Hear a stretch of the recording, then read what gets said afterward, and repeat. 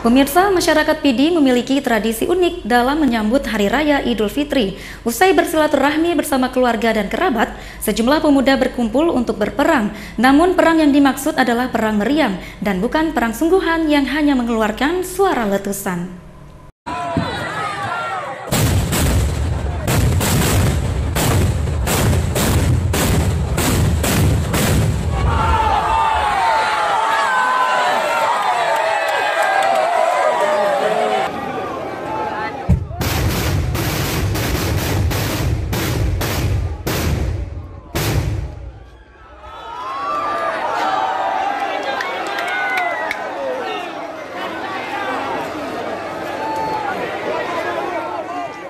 Di tengah pandemi COVID-19 yang melanda hampir seluruh dunia, ratusan orang warga Kabupaten Pidi melaksanakan tradisi meriam karbit.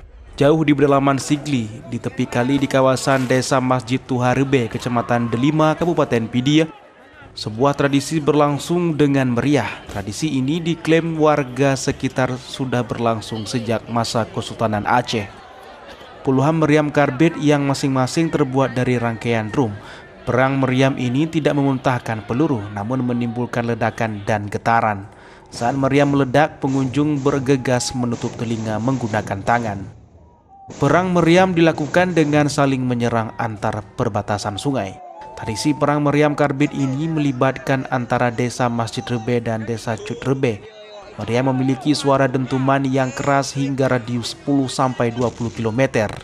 Tradisi perang meriam karbit atau Tet Bede pada awalnya digelar pada malam lebaran pertama.